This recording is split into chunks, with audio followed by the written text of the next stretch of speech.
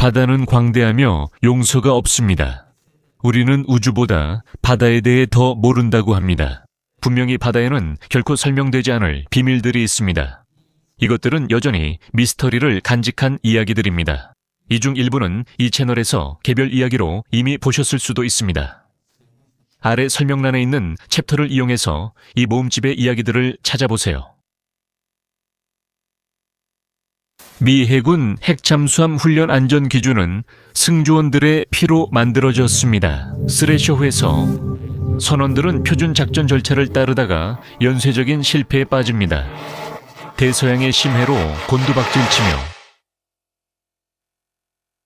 스레셔호는 당시 가장 빠르고 조용한 잠수함으로 작은 스킵제급과 성능이 비슷합니다. 이 잠수함은 소련 잠수함 탐지와 파괴를 위해 제작되었으며 미 해군의 최신 대잠 미사일 서브록 발사대를 포함한 첨단 무기 체계를 갖추고 있습니다.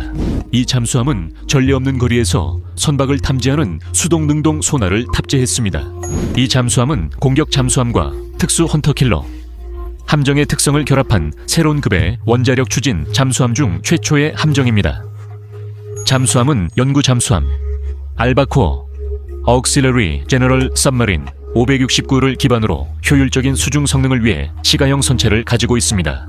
함수에는 잠수함에 장착된 가장 진보된 대형 BQQ 이 소나가 탑재되어 있습니다. 스레셔의 네어로의 발사관은 소나 뒤에 있으며 양쪽에 2개씩 중앙선에서 10도 각도로 바깥을 향해 배치되어 있습니다. 이 발사관들은 최신 대함 및 대잠 어뢰를 발사할 수 있으며 이후에는 ASRO 대잠 로켓을 발사할 수 있도록 개조될 예정입니다. AS로시은 로켓과 어뢰가 결합된 무기입니다. 이 무기는 일반 어뢰처럼 발사되어 수면 위로 솟구쳐 올라가고 탄도 궤적으로 물 밖을 날아간 뒤 다시 물속으로 들어갑니다. 핵탄두가 폭발하는 목표 지점에서 잠수함의 SOW 원자로는 무제한 항속 거리를 제공합니다. HY 80 강철 압력 선체로 이 잠수함은 400m까지 잠수합니다. 해군 전통에 따라 이 잠수함급은 최초 함정의 이름을 따 스레셔급으로 불립니다. 스레셔 건조 계약은 미국 동부 해안 포츠머스 해군 조선소에 수여됐으며 용골은 1958년 5월 28일에 놓였습니다. 스레셔는 1960년 7, 월 9일 진수, 1961년 8월 3일 딘 엑사인 함장 지휘로 취역했습니다. 스레셔는 1961년과 1962년 동안 서부, 대서양, 카리브해에서 장기간의 해상 시험을 실시합니다. 이 시험들은 스레셔의 새로운 기술적 특징과 무기들을 철저히 평가할 수 있게 해줍니다. 스레셔는 1961년 9월 18일부터 24일까지 미국 북동부 해안에서 열린 핵잠수함 훈련 뉴섭 X-361에 참가합니다. 1961년 10월 18일 스레셔와 디젤 전기 잠수함 카벨라는 3주간의 시험 및 훈련 항해를 위해 남쪽으로 출발하여 푸에르토리코 산호안에 11월 2일 도착합니다. 항구 정박 시 원자로가 중지됩니다. 산호안에는 육상 전원 연결이 제공되지 않기 때문에 항구에 정박해 있는 동안에는 함정의 예비 디젤 발전기가 전기 부하를 담당합니다. 몇 시간 후 예비 발전기가 고장나면서 전기 부하는 함정의 배터리로 전환됩니다. 배터리 전력의 대부분은 필수 시스템을 작동시키고 원자로를 재가동하는 데 필요하기 때문에 조명과 에어컨은 꺼지고 에어컨 없이 지내야 합니다. 10시간이 지나자 잠수함 내부의 온도와 습도는 섭씨 60도까지 치솟습니다. 승조원들이 디젤 발전기 수리에 힘쓰지만 배터리가 모두 닳기 전까지 고칠 수 없다는 것이 드러납니다. 결국 원자로 재가동을 시도하지만 배터리가 이미 너무 부족합니다. 배터리가 방전된 후 함장은 육상 행사에서 돌아옵니다. 승조원들은 항구의 다른 배에서 케이블을 빌려와 카벨라에 연결해 스레셔 원자로를 점프 스타트할 전력을 제공합니다. 스레셔는 추가 시험과 어뢰 발사 후 11월 29일 포츠머스로 복귀합니다. 이 잠수함은 연말까지 항구에 머무르며 1962 연초 2달 동안 소나와 서브록 시스템의 평가를 받습니다. 3월에는 이 잠수함은 핵잠수함의 전술 능력과 대잠수함 훈련을 향상시키기 위한 훈련인 SUBX-62에 참가합니다. 사우스캐롤라이나 찰스턴 앞바다에서 태스크 그룹 알파와 함께 스래셔는 서브록 대잠 미사일 개발을 지원하는 작전을 수행합니다. 스래셔는 뉴잉글랜드에 잠시 머문 후 플로리다에서 추가 서브록 시험을 합니다. 포트 카나베랄에서 예인선이 실수로 잠수함을 들이받아 벨러스트 탱크가 손상되었고, 이후 코네티컷 그로턴의 일렉트릭 보트 컴퍼니에서 수리받았습니다. 스래셔는 시험을 위해 키웨스트 앞바다로 갔다가 북쪽으로 돌아옵니다. 스래셔는 1962 년 7월 16일 6개월 정비를 위해 포츠머스 조선소에 들어갑니다. 그들이 점검해야 할 시스템 중 하나는 예인선에 의해 손상 후 수리된 밸러스트 시스템입니다. 엔지니어들은 시스템 정비를 위해 파이프에 임시 스트레이너를 설치해 밸브를 보호합니다. 이 스트레이너들은 시스템이 열릴 때 오염물질이 배관에 들어오는 것을 막아줍니다. 작업은 예상보다 오래 걸려 1963년 4월 8일 약 9개월 만에 선박이 재인증을 받고 도크에서 나옵니다. 4월 9일 화요일 오전 8시 존 웨슬리 합의 중령의 지휘 아래 스래셔는 메인주 키터리에서 출항합니다. 오전 11시 잠수함 구조함 스카이라크와 합류해 정비 후 첫 잠수 시험을 시작합니다. 함께 매사추세츠주 케이프 코드에서 동쪽 약 100캐리 떨어진 해역으로 항해합니다. 2년간 약 40회 시험 심도까지 내려갔습니다. 오후에 스래셔는 첫 트림 다이브 테스트 후 시험 심도의 절반인 200m까지 두 번째 다이브를 하고 밤새 잠수합니다. 다음 날인 4월 10일 수요일 오전 6시 30분 스래셔는 스카이라크와 수중통신을 다시 연결하고 심해 잠수 시험을 준비하기 시작합니다. 오전 7시 47분 스래셔는 400m 시험 심도로 하강을 시작합니다. 5분 뒤 220m에서 수평을 유지하며 수면과 연락합니다. 승조원들이 선체 누수를 점검했으나 발견되지 않아 스래셔는 계속 잠수했고 오전 8시 25분 300m에 도달했습니다.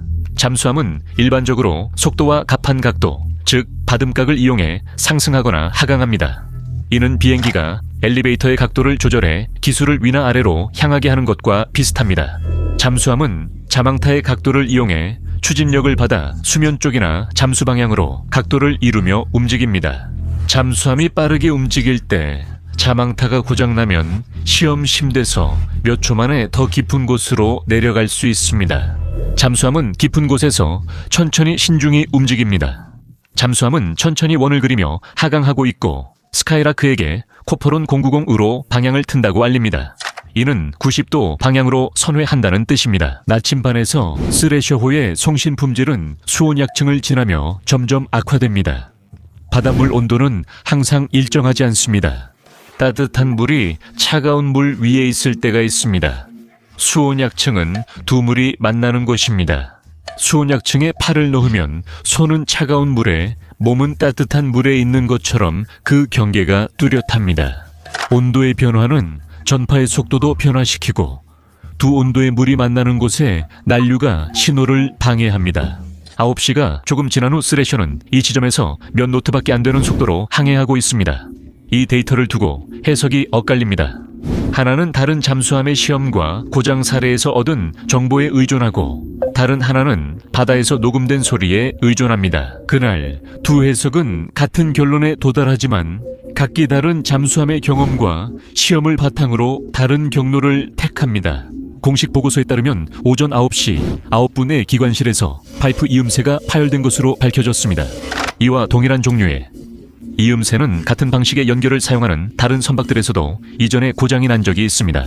두 개의 파이프는 은 브레이징으로 연결되어 있는데 이는 용접 대신 두 개의 구리 파이프를 솔더링하는 것과 비슷합니다.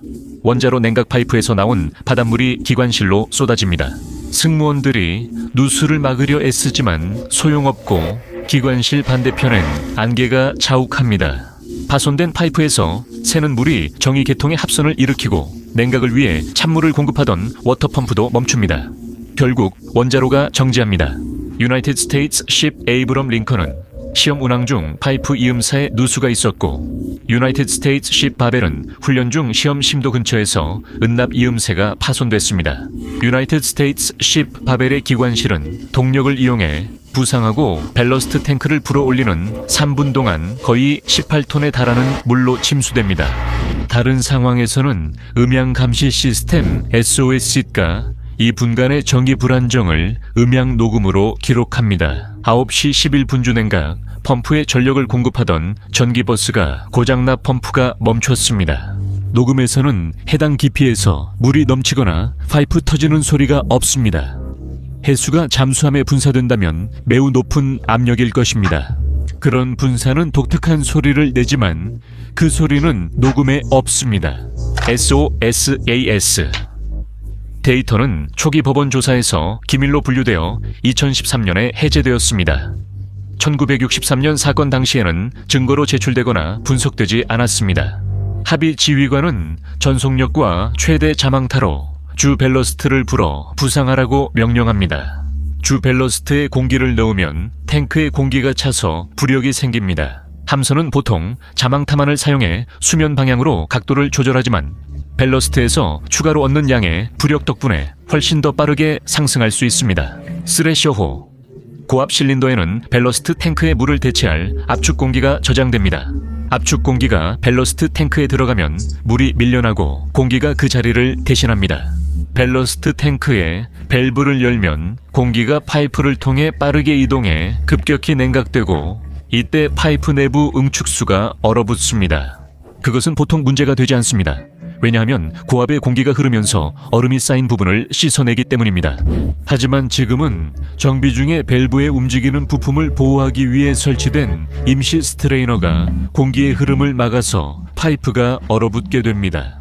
이 스트레이너들은 시험 전 제거했어야 했습니다. 몇 초 만에 수분이 얼어 스트레이너를 막고 공기 흐름을 차단해 벨러스트 배출을 멈춥니다. 주냉각 펌프가 정지했기 때문입니다. 함선의 원자로는 비상 상황에서 스스로를 보호하기 위해 자동으로 정지합니다. 이런 자동 정지를 스크램이라고 부릅니다. 스레셔는 추진력과 벨러스트 제어가 없습니다.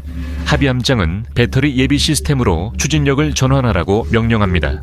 기관실 승조원들은 펌프를 고치려고 시도한 뒤 원자로를 재가동하는 데 집중합니다. 원자로를 재가동하는 데는 최소 7분이 걸릴 것입니다. 핵잠수함이 통제된 훈련 환경에서 마지막으로 전력을 상실했을 때 재가동하는 데 20분이 걸렸습니다. 짐 헨리는 핵동력 학교를 막 졸업한 원자로 제어 장교 훈련생으로 육상 휴가 중인 스레셔 트레셔, 함의 원자로 제어 장교 레이먼드 맥쿨 중위를 대신하고 있습니다. 헨리는 표준 절차에 따라 원자로 스크램 후 증기 시스템 차단을 명령합니다. 이는 스레셔, 트레셔, 함이 최대 자망 심도에 가까웠음에도 불구합니다. 원자로는 물을 가열하여 증기로 만듭니다. 물이 증기로 변할 때 부피가 1600배로 팽창합니다. 그렇게 생성된 압력은 터빈을 통해 전달되어 그 에너지가 추진력과 전기로 변환됩니다. 일부 증기는 2차 챔버에 저장됐다가 필요시 방출됩니다. 원자로 플랜트 운전 절차상 스크램 이후에는 원자로를 신속하게 재가동할 수 없고 2차 개통에 남아있는 증기를 사용할 수도 없습니다. 잠수함을 수면 위로 부상시키기 위해서는 스크램 이후 시스템이 식은 다음에 다시 재가동해야 합니다. 표준 운전 절차상 주 증기 개통을 격리해 터빈으로 가는 증기 흐름을 차단합니다. 터빈은 추진력과 전기를 공급하지만 주 증기 개통 격리 밸브가 닫히면 신속히 다시 열 수 없습니다. 이 절차들은 정상 운전 조건을 위한 것입니다. 선박의 안전과 관련된 비상 조치를 제한하려는 의도는 아닙니다. 그가 그 자리에 있었다면 아마도 숙련된 장교인 맥쿨 중위 같은 사람이 밸브를 열어둔 채 2차 개통 후에 과잉 증기를 이용해 잠수함을 수면 위로 추진했을지도 모릅니다. 9시 12분 스카이라크는 K신호로 스레셔를 호출합니다. K신호는 다른 선박과 통신 의사를 알릴 때 쓰입니다. 스카이라크는 스레셔 내부 상황을 모릅니다. 그들은 K신호를 2번 반복합니다. 9시 13분 합의가 수중 전화로 상태를 보고합니다. 전송이 흐릿하지만 몇몇 단어는 명확합니다.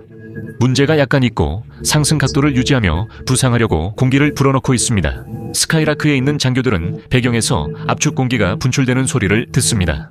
스카이라크는 신속하게 로저, 끝이라고 응답하고 잠수함의 추가 소식을 기다립니다. 그들은 이 지역 접촉 없음이라고 후속 메시지를 보냅니다. 이 메시지는 스레셔에게 이 지역에 장애물이 없으니 빠르게 부상해도 된다고 안심시키기 위해 보낸 것입니다. 9시 15분 스카이라크는 스레셔에게 스카이라크와의 상대 위치를 확인해달라고 요청하지만 아무런 응답이 없습니다. 스카이라크 함장 해커 중령이 더 직접적으로 묻습니다. 지금 통제 중입니까? 1분 뒤 스카이라크는 스레셔로부터 불분명한 교신을 포착해 함정 일지에 900N으로 남깁니다. 이것은 잠수함의 깊이와 항로를 의미하거나 N이 스카이라크에 지금 통제하고 있습니까? 질문에 대한 부정, 즉 아니요일 수 있습니다. 두 번째 교신에는 일부 명확한 문구가 포함되어 있습니다. 시험 심도를 초과함. 0시 18분에 스카이라크는 내파 현상에서 나타나는 괴너지 저주파 소음을 감지합니다. 추정 깊이 730m로 스레셔 시험 심도의 거의 2배입니다. 내파는 0.1초 만에 발생합니다. 인간 신경계로는 인지하기엔 너무 빠릅니다. 스카이라크는 스레셔에게 반복적으로 메시지를 보내 무선 점검, 연막탄 등 신호로 잠수함 상태를 요청합니다. 오전 11시 4분 마지막 연락 후 2시간 만에 스카이라크는 사령부에 메시지를 보내려 합니다. 서브렌트 대서양 함대 잠수함 사령관은 오전 9시 17분 이후로 스레셔와 통신할 수 없습니다. 매분 호출하고 10분마다 폭발 신호도 보내지만 응답이 없습니다. 마지막 통신은 잡음이 있었고 스레셔가 시험 심도에 접근 중임을 알렸습니다. 현재 수색 범위를 넓히고 있습니다. 무선 통신 문제로 잠수함 사령부는 이 메시지를 12시 45분 에야 받고 답했습니다. 해커 중령은 11시 21분에 잠수함 손실 사건 절차를 시작하고 17시까지 반복적으로 스레셔를 호출합니다. 18시 30분 대서양 잠수함 사령부 사령관은 포츠머스 해군 조선소에서 스레셔 실종 사실을 승조원 가족들에게 알리도록 지시하고 먼저 합의 지휘관의 아내 아이린에게 알립니다. 해군 작전참모총장 조지 앤더슨 주니어 제독은 펜타곤에서 기자단 앞에 나서 잠수함이 전원과 함께 실종되었다고 발표합니다. 존 F. 케네디 대통령은 4월 12, 15일 모든 국기를 조기로 개양하라고 명령합니다. 1915년부터 1963년까지 실종된 129명의 잠수함 승조원과 조선소 직원들을 기리기 위해 미 해군은 전투의 사고로 16척의 잠수함을 잃었습니다. 이 사건 이후 해군은 쌉세이프라는 프로그램을 도입하는데 이는 건조 과정에서 설계 검토와 안전 점검을 더욱 엄격하게 실시하는 프로그램입니다. 쌉세이프가 도입된 이후로 유사한 상황에서 단 한 척의 잠수함만이 손실되었습니다. 잠수함 고압 공기 압축기에는 제습기가 추가되어 얼음 쌓임을 방지합니다. 신속 복구를 위해 표준 운용 절차가 변경됩니다. 이렇게 하면 즉각적으로 원자로를 재가동할 수 있고 2차 개통의 증기를 몇 분 동안 제한적으로 사용할 수 있습니다. 스크램 이후 해상에서 실종된 스레셔는 미 해군에 의해 퇴역되지 않고 영원한 순찰 임무를 계속합니다.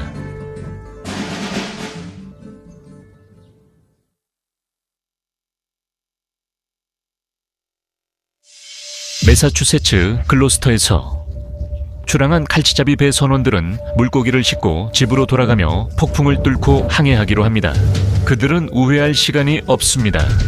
갑판에는 식수통과 추가 연료통이 가득 실려 있습니다. 얼음 기계가 고장나서 그들은 잡은 물고기를 빨리 하역해야 합니다. 그들이 모르는 사실은 안드레아 게이로가 100년 만에 최악의 폭풍 속으로 들어가고 있다는 것입니다. 일부는 이를 퍼펙트 스톰이라 부릅니다. 안드레아 게이로는 북대서양 황새치 잡이에 쓰인 강철 선체의 웨스턴 리그 어선이었습니다. 웨스턴 리그는 어선을 뜻합니다. 이 배는 네모난 선미, 가파른 선수, 평평한 뒤 갑판이 특징이며 선원들은 주로 갑판 위에서 작업합니다. 선장은 조타실에 있는데 조타실은 배 앞에 있습니다. 웨스턴 리그는 40마일 긴 낚싯줄에 1000개 미끼 바늘을 달아 배 뒤에서 끌며 황새치를 잡는 롱라인 방식을 사용합니다. 배들은 수주간 조업하며 매번 수만 파운드의 황새치를 잡아 올립니다. 1987년에 이 배는 갑판에 추가 연료를 저장할 수 있도록 개조되었고 선미가 거의 1m 연장되었으며 좌연의 블럭, 즉 측면벽도 거의 1m 높아졌습니다. 개조 후 선박 안정성은 재검토되지 않았습니다. 매사추세츠주 글로스터가 안드레아 게일의 모항입니다. 글로스터는 400년 넘는 역사의 해양 도시입니다. 최초 정착민들은 대서양 인근에서 어업 후 귀국하지 않고 남은 영국 선박의 남성들이었습니다. 최초의 정착민 도착 후 글로스터에서 어업이 발전해 17세기 말에는 산업이 되었습니다. 1711년경 글로스터 어부들은 나무 범선을 타고 노바스코샤 케이프 세이블까지 가서 어업을 했습니다. 1990년대 안드레아 게이로가 마지막 항해를 할 당시 글로스터 일자리의 3분의 1, 이 어업 관련이었습니다. 글로스터 어부 기념비는 1925년에 도시의 300주년을 기념하고 바다에서 목숨을 잃은 수많은 어부들을 추모하기 위해 세워졌습니다. 글로스터에서 어업 중 목숨을 잃은 남성은 최소 4,000명이지만 실제로는 10,000명에 달할 것으로 추정됩니다. 1860년부터 1906년까지 북대서양에서 660척의 배가 침몰했습니다. 그 시절에는 폭풍이 한 번에 전체 함대를 침몰시킬 수도 있었습니다. 1991년 9, 월 중순 안드레아 게이로의 선원들은 글로스터 항구에서 어업 여행을 떠날 준비를 하고 있습니다. 안드레아 게이로 같은 현대 선박들은 장거리 항해와 장기간 바다 체류가 가능합니다. 이 배는 그랜드 뱅크스에서 1000마일 넘게 떨어진 곳까지 가서 조업합니다. 이곳은 뉴펀들랜드 남동쪽 90마일 지점에 위치한 얕은 해역으로 멕시코 만류의 따뜻한 물과 레브라도해의 차가운 물이 만나는 곳입니다. 황새치는 얕은 바다를 좋아해 글로스터 어부들에게 인기입니다. 선원들은 40-50일간의 항해에 충분한 보급품을 싣고 큰 돈을 벌 수 있는 어획을 목표로 하고 있습니다. 데칸스는 한 항해에 $10,000를 법니다. 안드레아 게일과 같은 배는 출항 전에 1년에 최대 $500,000의 이익을 낼 수 있습니다. 린다 그린로, 안드레아 게일의 자매선인 한나 보든의 선장은 안드레아 게일의 추가 연료와 미끼를 제공합니다. 그래서 그들은 바다에서 더 오래 버티며 좋은 어획을 올릴 수 있을 것입니다. 안드레아 게일은 프랭크 윌리엄 타인 주니어가 선장이고 선박에는 6명의 선원이 모두 탑승해 있습니다. 타인은 빌리라는 별명으로 불립니다. 빌리 타인은 37세입니다. 그는 안드레아 게일에서 1년의 경력을 가지고 있으며 안드레아 게일 이전에는 3개월 동안 선장으로 일한 경험이 있습니다. 그는 10년 넘게 어업에 종사했고 5년은 선장으로 일했습니다. 타인은 글로스터에서 태어나고 자랐지만 항상 어부였던 것은 아닙니다. 어업을 시작하기 전에는 목수이자 약물 상담가였습니다. 하지만 그는 27살에 큰 돈을 벌 기회로 일을 그만두고 칼치잡이에 나섰습니다. 그가 어업을 시작할 무렵 그는 조디 타인과 결혼했고 두 딸 에리카와 빌리를 함께 낳았습니다. 조 타인은 발견했습니다. 그는 타고난 어부였으며 1980년대 후반 글로스터 칼치잡이 선단에서 가장 성공한 선장 중 하나였습니다. 그와 조디는 1990년 이혼했습니다. 어업은 혼자의 게임입니다. 선원들은 종종 한 번에 한 달씩 조업을 하기도 하고 때로는 집에 일주일밖에 머물지 못하기도 합니다. 위험과 스트레스로 글로스터 어부들 중 이혼한 이가 많고 빌리와 조디도 결국 이혼했습니다. 하지만 그들은 화해한 뒤 하와이로 이주해 더 안전한 어업이 관계에 부담을 덜 줄 것이라 기대하며 계획을 세웠습니다. 이것이 빌리 타인의 글로스터 마지막 항해입니다. 그는 떠나기 전 조디와 3시간 통화합니다. 그들은 곧 하와이로 이주하는 것과 딸들을 디즈니 월드에 데려가는 것에 대해 이야기합니다. 9월쯤 대서양의 환경은 거칠 수 있습니다. 여름이 끝나고 날씨가 점점 추워지고 있습니다. 겨울에는 배 갑판에서 밖에서 일하는 것이 훨씬 더 힘듭니다. 선원들은 강풍, 폭우, 추운 기온 속에서 아침, 낮, 밤 구분 없이 일하며 고기를 잡을 때마다 작업합니다. 바닷물이 점점 차가워져 바다에 빠지면 오래 버티기 어렵습니다. 또 강력한 폭풍으로 침몰한 선박 사례도 있습니다.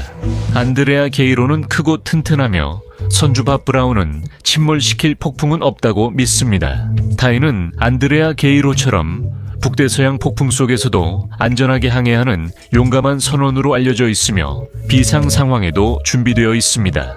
이 배에는 모든 선원들을 위한 생존복, 6인용 구명 뗏목 비상, 위치 표시 무선 신호기 EPOV, 초단파 주파수 변조 무정이, 2대 단측파 무정이, 1대 글로벌 포지셔닝 시스템 레이더, 그리고 기상 수신기 2대가 있습니다. 배는 1991년 9월 20일 글로스터에서 무겁게 적재된 채 출항합니다.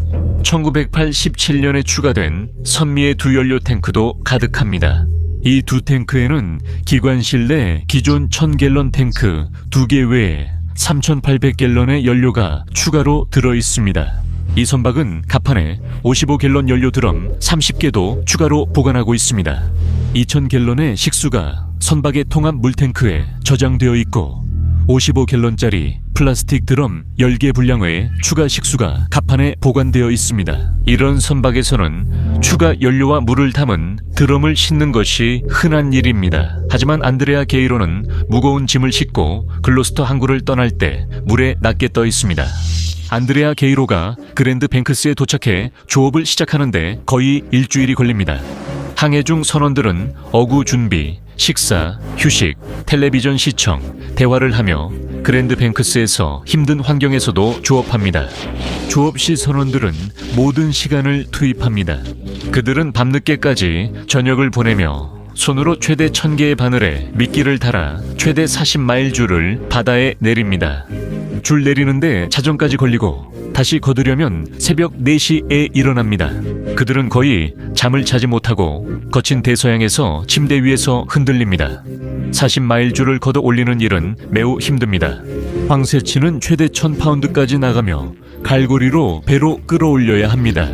그들은 하루 종일 물고기 손질, 얼음 보관, 어구 정리, 배 유지에 시간을 씁니다. 요리, 식사, 샤워도 틈틈이 합니다. 한밤중 잠깐 쉬면 줄을 설치하고 미끼를 답니다.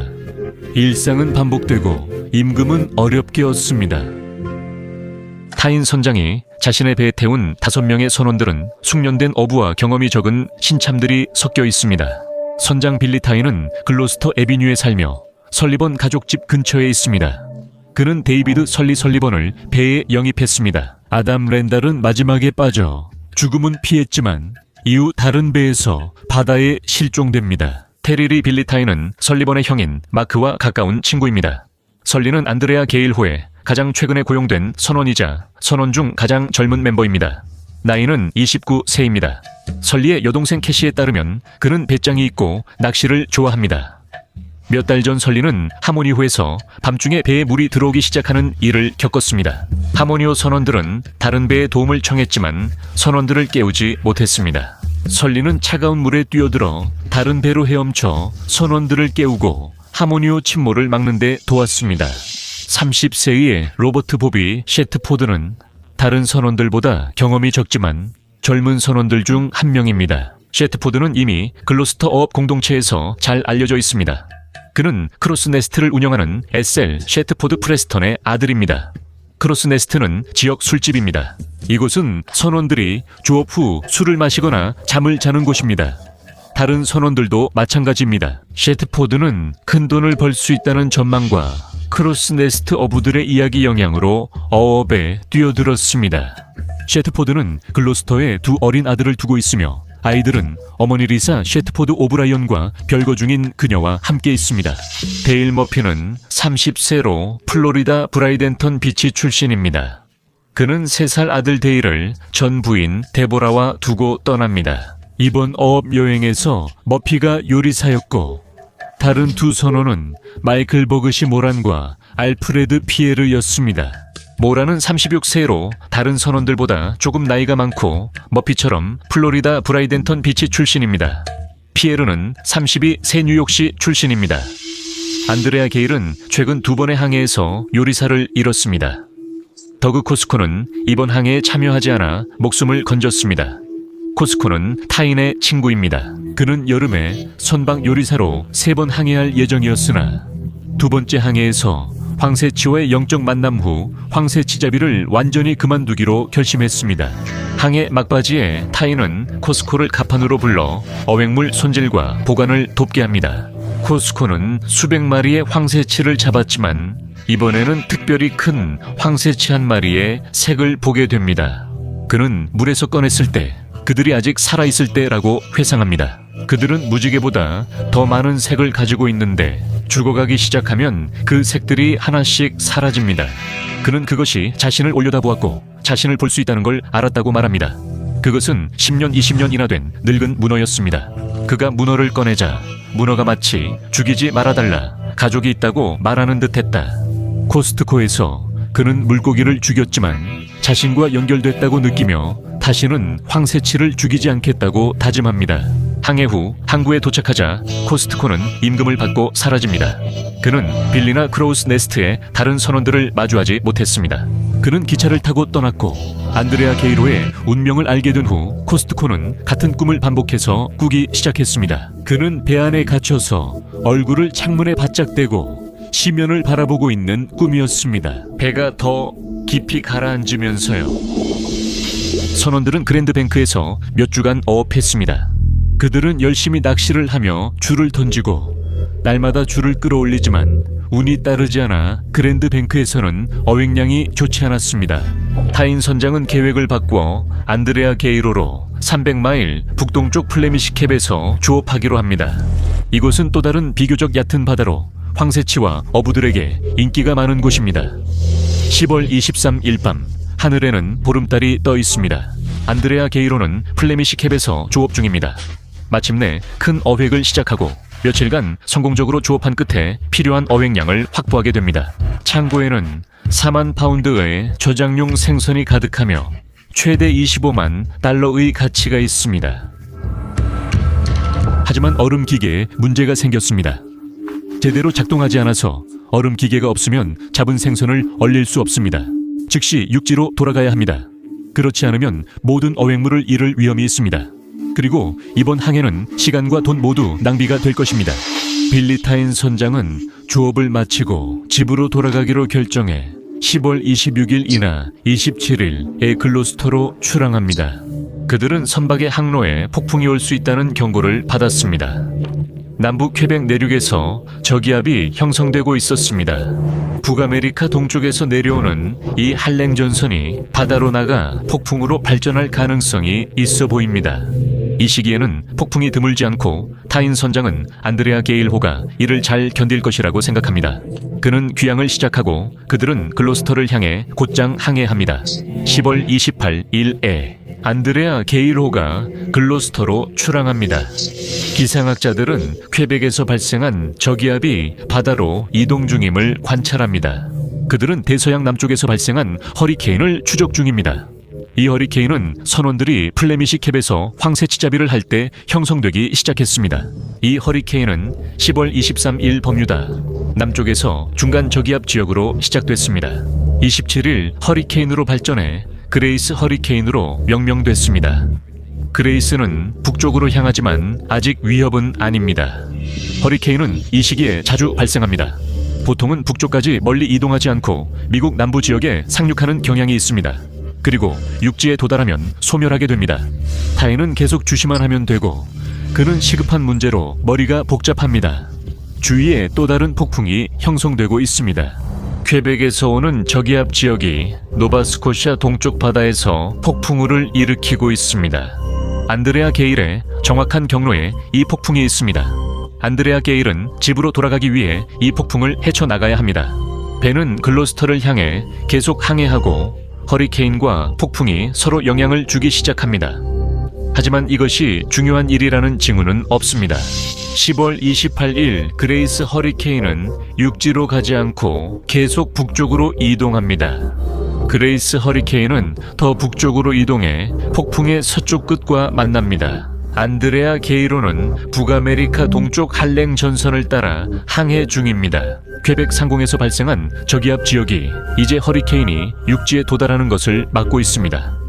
허리케인 그레이스에서 온 수분이 폭풍과 합쳐집니다. 이제 북쪽의 저기압 시스템이 실제로 허리케인을 막아주고 있습니다. 저기압이 허리케인 경로에 영향을 줘 허리케인을 동쪽 대서양으로 돌립니다. 안드레아 게이로는 허리케인에서 안전해졌고 이제 폭풍만 남았습니다. 타인 선장은 무정의로 지역 어선 선원들과 대화합니다. 그는 북쪽에서 오며 지금 폭풍 한가운데 있습니다.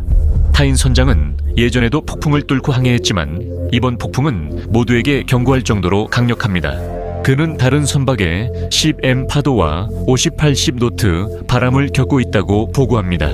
강한 폭풍이 몰아치고 있고 안드레아 게이로는 힘겹게 싸우고 있다고 그는 다른 어선들에게 말합니다. 얘들아, 폭풍이 몰려온다. 아주 강하게 몰려온다. 타인과 선원들은 폭풍과 맞서지만 괜찮을 거라 믿습니다. 경험 많은 그들은 폭풍을 다룰 줄 알고 모두 배를 신뢰합니다. 안드레아 게이로는 길이 22m, 폭 6m가 넘고 흘수는 3m입니다. 이 배는 365마력, 엔진으로 최대 12노트 속도를 냅니다. 안드레아 게이로는 20m가 넘는 튼튼한 배라 20m 이상의 파도가 와야 전복될 겁니다. 타인과 선원들은 폭풍 속에서도 항해하며 어려움을 견딜 준비가 되어 있습니다. 그들이 모르는 사실은 상황이 그들 예상보다 훨씬 더 나빠질 거라는 점입니다. 기이한 자연현상이 곧 발생하며 그들은 100년 만에 가장 강력한 폭풍 속으로 항해 중입니다. 타인 선장이 동료 선장들과 나눈 무전 대화는 안드레아 게일회에서 들을 수 있는 마지막 소식이 될 것입니다. 그들이 마지막으로 교신했을 때의 위치는 세이블 섬에서 동쪽으로 130헬이 떨어진 곳입니다. 아무도 안드레아 게일호의 정확한 항로를 모릅니다. 타인 선장은 노바스코샤로가 폭풍이 지나가길 기다렸을 수 있습니다. 허리케인 그레이스는 10월 29일에 세력이 더 강해졌습니다. 그날 최고 강도에 도달했습니다. 버뮤다 근처에서 위성 CNI가 발달했습니다. 이동 속도가 빨라지면서 이 등급 허리케인으로 발전합니다. 한편 북쪽 폭풍 속 안드레아 게일도 변하고 있습니다. 동부 캐나다 상공의 고기압 능선이 폭풍을 남동쪽에서 서쪽으로 밀어내고 있습니다.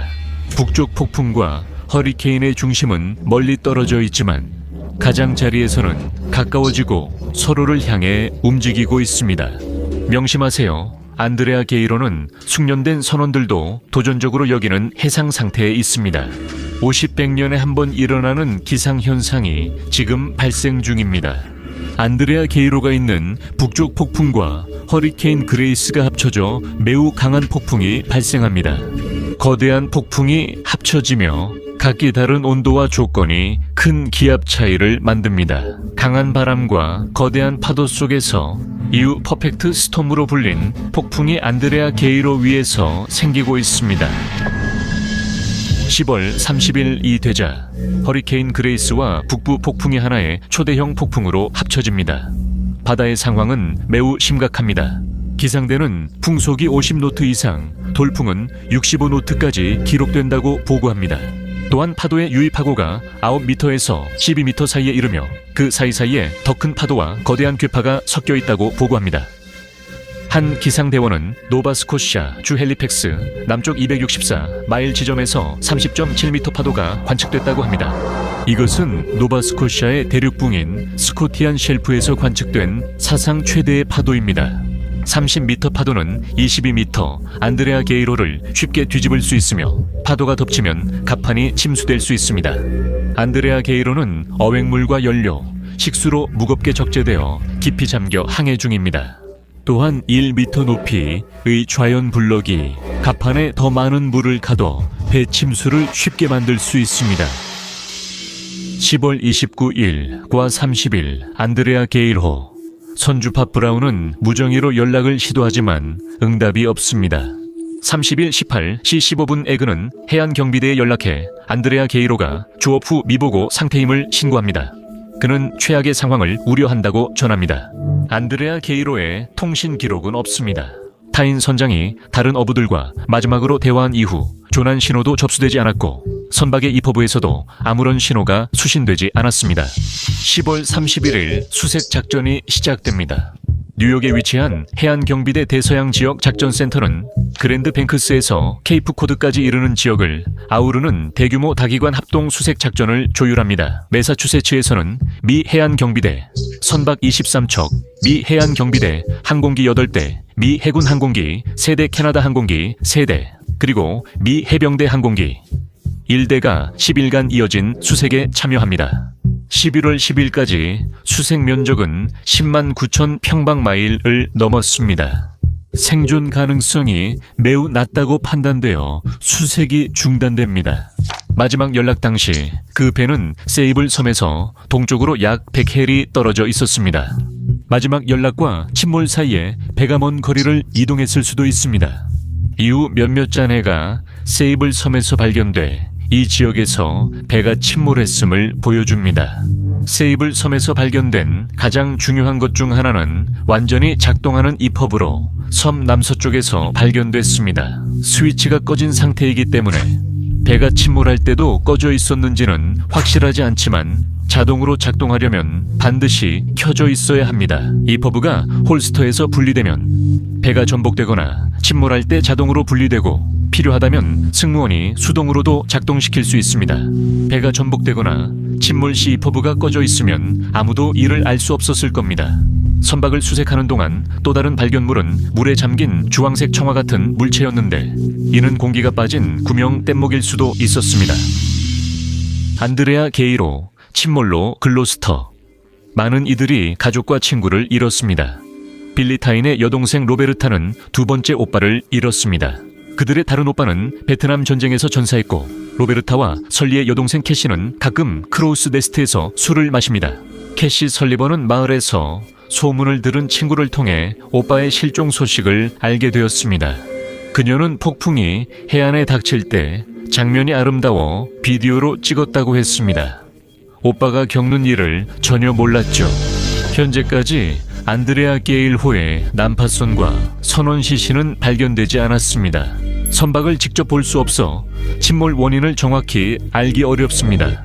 결국 거대한 폭풍이 이 배를 잃게 했습니다. 배가 거대한 파도를 만나 갑자기 전복됐을 수도 있습니다. 이것이 비상신호가 한 번도 수신되지 않은 이유를 설명해 줍니다. 폭풍 중 30m 파도가 기록됐으며 10m 파도가 계속 선박을 전복 또는 침수시켰을 수 있습니다. 만약 높은 블록에서 물이 빨리 빠지지 않았다면 다음 파도들이 침수를 더 악화시켰을 것입니다. 선박 개조로 항해 안정성이 떨어지고 선미연료 탱크로 균형이 무너졌을 수 있습니다. 만재된 어류 탱크와 연료, 물 저장고로 선박이 물에 낮게 떠 있었을 것입니다. 또 다른 이론은 폭풍으로 연료 탱크가 오염돼 엔진이 고장났다는 것입니다. 결정적 순간에 무슨 일이 잘못됐는지 상상하기 어렵지 않습니다. 선원들이 겪었을 상황은 더 상상하기 어렵습니다. 그렇게 거대한 폭풍이 바로 그들 위에서 형성됐을 때 선원들은 평생 한 번 있을까 말까 한 상상할 수 없는 폭풍에 휩쓸려 사라졌습니다. 2000년 개봉 영화 퍼펙트 스톰을 보신 분도 계실 겁니다. 영화 개봉 후 글로스터시의 많은 사람들과 선원들의 가족, 친구들은 영화에서 타인과 선원들에 대한 묘사에 이의를 제기했습니다. 영화에서 드라마를 추가하는 것은 꽤 흔한 일입니다. 제가 다뤘던 또 다른 유명한 이야기는 디버터 호라이즌인데 이 역시 여러분이 아마 보셨을 영화로 만들어졌습니다. 영상 링크를 여기 남깁니다.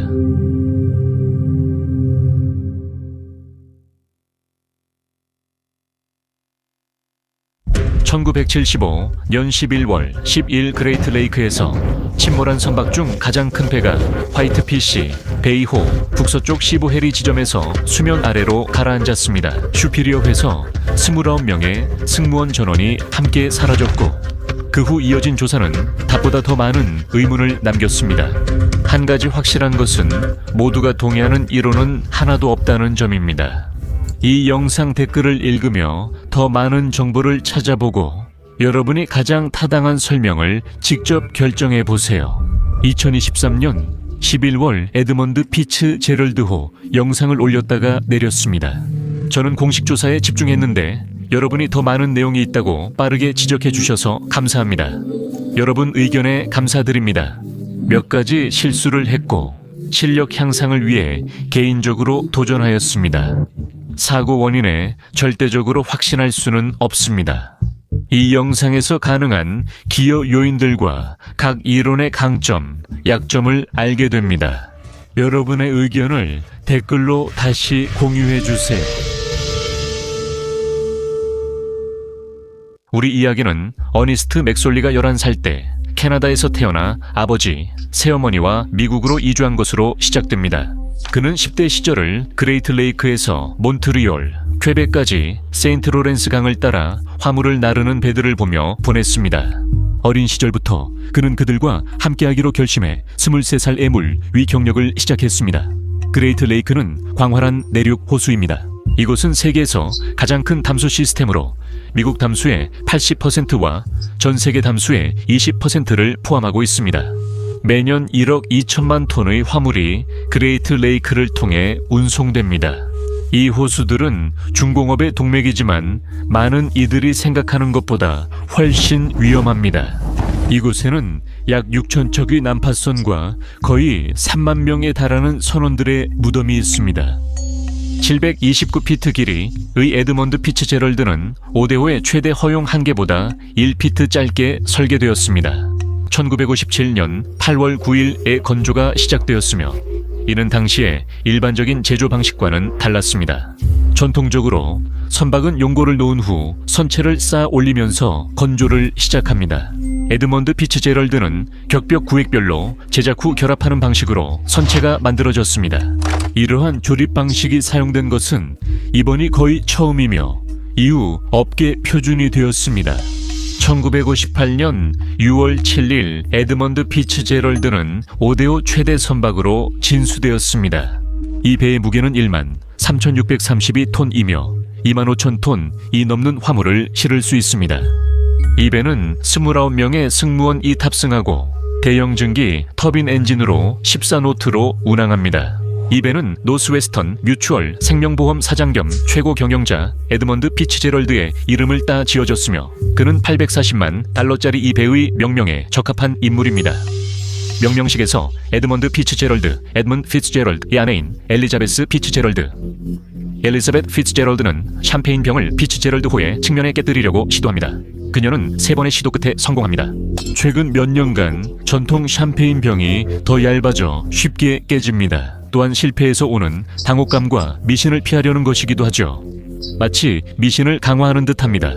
이후 밧줄 푸는데 30분 넘게 걸립니다. 그리고 배는 위험한 각도로 물속으로 미끄러져 내려가며 거대한 파도가 반대편 강도까지 밀려가서 약 1만 5천 명에 달하는 관중들 중 배를 지켜보던 사람들을 흠뻑 적십니다.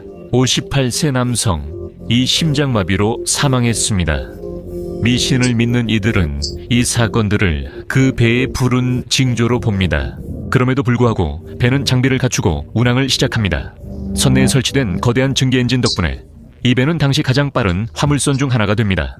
조타실에는 당시로서는 가장 첨단의 항해 및 도면 장비와 최고급 무선 통신 장비가 갖추어져 있습니다. 내부 설비가 화물선치곤 매우 호화롭습니다.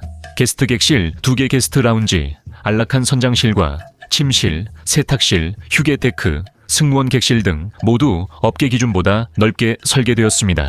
또한 완비된 주방에서 식사 제공이 가능합니다. 선내에는 2개의 식당이 있으며 하나는 임원 손님용 고급 식당, 다른 하나는 승무원용입니다. 이 배는 오글비 노턴 미네랄 컴퍼니의 25년 계약으로 임대되었습니다. 1958년 9월 22일 에드먼드 피츠제럴드는 미시간주 디트로이트 루즈 강에서 첫 항해를 시작해 미네소타 주 실버, 베이로 타코나이트 철광석을 실으러 출항합니다. 첫 항해에서 이 배는 그레이트 레이크스 적재량 신기록을 세웠고 이후 10년 넘게 여러 차례 기록을 경신했습니다. 이 배는 그레이트 레이크스 최대 선박으로 불가능하다고 여겨진 화물 적재량을 운반합니다. 구경꾼들은 선박의 관문과 수로 통과를 보기 위해 줄을 섭니다. 이 배는 노래하는 배라는 별명을 가지고 있는데 선장 중 한 명인 피터 펄서가 사기를 높이기 위해 확성기로 음악을 틀었기 때문입니다. 그는 또한 확성기를 통해 말하는 것으로도 유명한데 선박이 부두를 통과할 때 구경꾼들에게 배에 대한 정보를 나누곤 했습니다. 새로운 건조 기술, 최대 선박, 진수식 미신 극복, 그리고 타 선박 대비 최대 대량 화물 운송까지 모두 포함됩니다. 개성 있는 선장과 함께 에드먼드 피츠제럴드는 현재의 스페이스X처럼 명성과 전설을 쌓았습니다.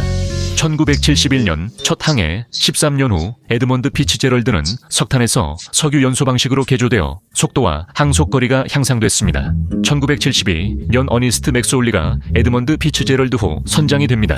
맥소울리는 에드먼드 피츠제럴드 호 선장이 되기 전 9척의 선박을 지휘한 경험이 있습니다. 그는 아내 넬리와 함께 오타와 힐스에 살고 있습니다. 오타와 힐스는 오하이오의 푸르른 교외로 이리 호수에서 가까운 곳입니다. 그곳에서 그는 넬리와 함께 넬리의 이전 결혼에서 태어난 세 자녀를 키우고 있습니다. 1974년 겨울 피츠제럴드 호는 연례 정비로 물 밖에 나옵니다.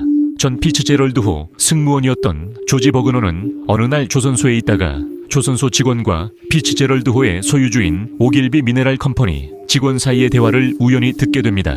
조지 버그너는 훗날 증언에서 그 대화가 용골을 고정하는 용접 부위에 금이가 있고 용골이 느슨해졌다는 내용이었다고 말합니다. 해안경비대는 용접 부위 금을 알고 경미한 수리를 승인했습니다. 버그너는 피츠제럴드호에서 맥솔리와 선원들 사이에 또 다른 대화도 증언합니다. 선원들은 피츠제럴드호 바닥에서 진흙을 퍼내다 용골이 다시 느슨해진 것을 발견해 맥솔리에게 알렸습니다. 버그너의 말에 따르면 맥솔리는 이 망할 배는 앞으로 1년만 더 버티면 된다고 대답했습니다. 그 이후에는 무슨 일이 일어나든 상관없다고 했습니다. 맥솔리는 이번 시즌이 끝나면 은퇴할 계획이었기 때문에 그 문제는 새로운 선장에게 넘어가게 될 것이었습니다. 저는 이것을 에드먼드 피츠제럴드 호 침몰의 첫 번째 이론이라 부르겠습니다. 관리가 제대로 안 된 화물선은 사고가 불가피합니다. 만약 용골이 느슨하고 구조적인 문제가 있었다면 심한 폭풍이 그 약점을 더욱 악화시켜 피츠제럴드 호가 부서져 침몰할 수도 있었을 것입니다. 피츠제럴드 호의 잠에서 나서 호모호는 1980년 구조 결함으로 영구 운항 중단 예정이었으며 이는 유사한 문제가 있었음을 시사합니다. 하지만 지금은 1975년 이고 에드먼드 피츠제럴드 호는 전성기에 있으며 아직 25년 계약 기간 중이고 예상 운항 수명의 3분의 1도 지나지 않았습니다. 1975년 11월 9일 오전 8시 30분 에드먼드 피츠제럴드 호가 벌링턴 노던 철도 부두에 정박해 있습니다. 에드먼드 피츠제럴드 호는 위스콘신 주 수피리어에서 슈피리어 호를 건너 주구 아일랜드까지 26,000톤이 넘는 타코나이트를 운반합니다. 적재 과정은 항상 시즌이 끝나갈 무렵처럼 오래 걸립니다. 피츠는 겨울 날씨로 항로가 닫히기 전에 최대한 많은 화물을 운송하려고 하고 있습니다. 적재 과정에서 현장 감독과 갑판장은 거대한 선체 전체에 광석이 고르게 분포되도록 협력합니다. 한쪽이나 반대쪽에 무게가 치우치면 선박이 전복될 수 있습니다. 이렇게 되면 배가 항구에서 바닥에 끌리거나 심하면 선체가 두 동강 날 수 있습니다. 예전에도 이런 이유로 여러 배가 파손된 적이 있습니다. 이것은 에드먼드 피츠제럴드 호 침몰에 대한 두 번째 이론입니다. 배가 적재 한계까지 화물을 싣으면 흘수선 위 높이가 줄어듭니다. 프리보드는 여유 적재 용량을 뜻합니다. 배는 일정한 프리보드가 필요하며 이를 지키지 않으면 침몰할 수 있습니다. 모든 배에는 넘지 말아야 할 프리보드가 정해져 있습니다. 피츠제럴드호가 과적이면 흘수선 위 높이가 줄어듭니다. 평상시 날씨라면 큰 문제는 아닐 수 있습니다. 국립기상청은 대형 11월 폭풍을 추적해왔지만 그 폭풍이 14시 15분까지 슈피리어호 남쪽을 지나갈 것으로 예보했습니다. 6시간 후 선원들이 계류줄을 걷어들이고 에드먼드 피츠제럴드호는 선원들을 태운 뒤 26,116톤의 타코나이트 펠릿을 싣고 디트로이트를 향해 슈피리어호를 출항합니다. 단단히 고정하십시오. 갑판 위 해치 커버가 화물창을 밀봉하며 일부는 예전보다 못하지만 전반적으로 양호한 상태입니다. 방파제를 지날 때 제니스 아르마고스트와 두 자녀가 해안에 있습니다. 아이들은 3등 항해사 아버지 마이클 아르마고스트를 잠깐이라도 보고 싶어 합니다. 그가 갑판에 없자 제니스는 한 갑판원에게 마이크가 어디 있냐고 소리치며 묻고 그는 마이크가 아래 갑판에 있다고 대답합니다. 제니스와 아이들은 손을 흔들며 배가 슈피리어 호수로 떠나는 걸 지켜봅니다. 가판호는 계속해서 가판 해치를 돌아다니며 오늘처럼 날씨가 잔잔할 때 필요한 만큼 해치를 단단히 고정합니다. 가판 해치는 에드먼드 피츠제럴드 침몰의 세 번째 이론입니다. 에드먼드 피츠제럴드 호가 왜 침몰했는지에 대한 모든 이론과 마찬가지로 가판 해치 이론도 에드먼드 피츠제럴드 호의 많은 사진에서 뜨겁게 논쟁되고 있습니다. 모든 해치 도구가 잠겨 있지 않아 일부는 항해 중 도구를 모두 잠그지 않는 것이 일반적이라고 믿게 되었습니다. 모든 사진의 항해 중에 찍힌 게 아니니 항해 중 도구를 잠그지 않는 게 일반적인지 어떻게 알 수 있을까요? 다른 선박 선장들도 같은 해치 커버와 도구를 썼지만 고장나지 않았습니다. 해치 커버 무게만으로도 해치가 밀봉되기 때문에 몇 개의 해치 도구가 잠기지 않아도 괜찮습니다.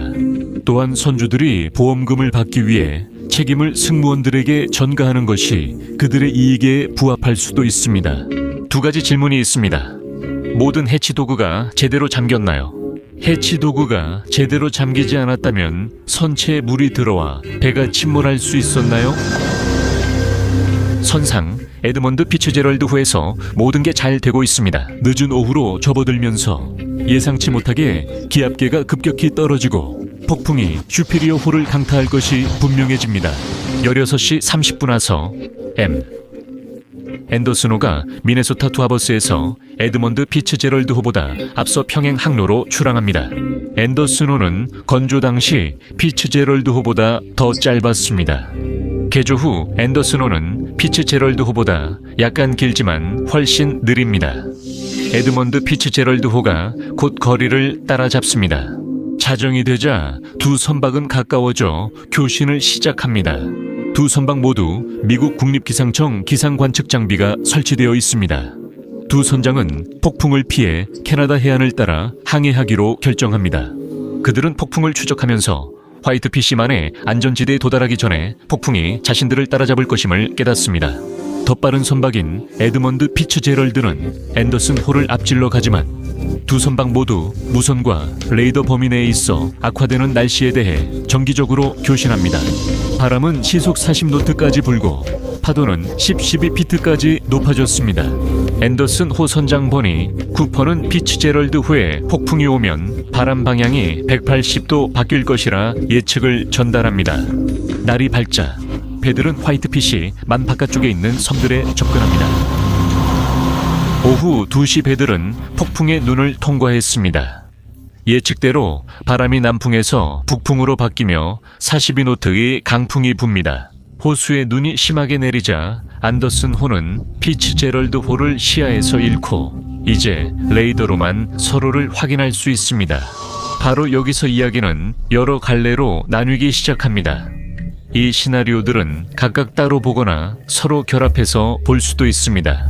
모두가 이 이야기를 알고 있고 각자 의견이 있으며 그 의견들은 모두 타당합니다. 제 생각엔 침몰의 원인이 하나가 아니라 여러 가지가 복합적으로 작용한 것 같습니다. 그런데 어떤 조합일까요?